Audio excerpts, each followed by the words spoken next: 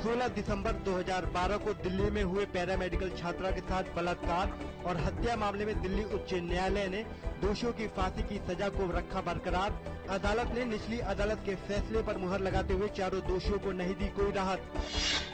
उच्चतम न्यायालय का सहारा प्रमुख सुब्रत राय को अंतरिम जमानत देने से इनकार। न्यायालय ने कहा कि धन के भुगतान के बारे में कुछ प्रस्ताव लाने पर ही जमानत पर किया जाएगा विचार। दक्षिण अफ्रीका के एक कारोबारी पर साल 2012 में हमला करने के मामले में अभिनेता सैफ अली खान और उनके 2 दोस्तों के खिलाफ आरोप तय किए गए।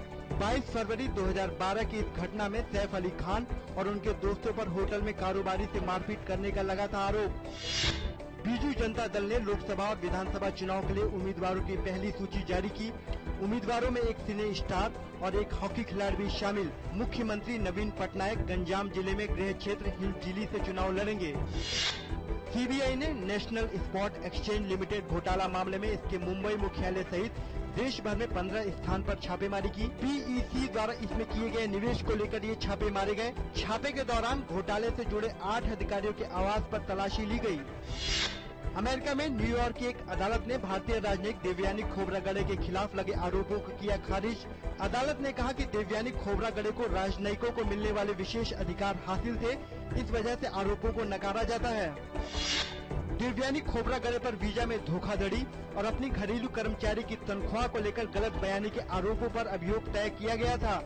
न्यायाधीश ने कहा कि राजनयिक छूट के आधार पर अभियोग खारिज करने की देवयानी की याचिका स्वीकार की जाती है।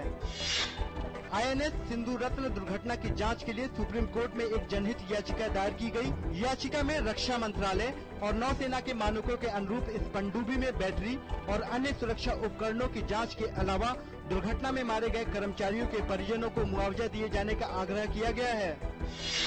विभिन्न मंत्रालयों का केंद्रीय दल आज से महाराष्ट्र में बेमौसम बारिश और ओलों से प्रभावित 16 जिलों में फसलों के नुकसान का जायजा लेगा।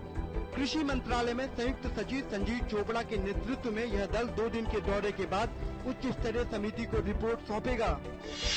भारत की सानिया मिर्जा और उनकी जिम्बाब्वे की जोड़ीदार कारा ब्लैक ने इंडियन वेल्स टेनिस प्रतियोगिता के महिला युगल के सेमीफाइनल में स्थान बनाया। सानिया और कारा की जोड़ी ने रूस की एकातेरिना माकारोवा और एलिना वेस्निना की जोड़ी को 6-4, 6-1 से शिकस्त दी। ब्रिटेन के एंडी मरे और स्विट्जरलैंड के स्टानिस्लॉस वावरिंका इंडियन वेल्स टेनिस प्रतियोगिता से बाहर हो गए हैं। एंडी मरे को मिलास राओनिक ने बाहर का रास्ता दिखाया तो वावरिंका को दक्षिण अफ्रीका की केविन एंडरसन के हाथों हार झेलनी पड़ी।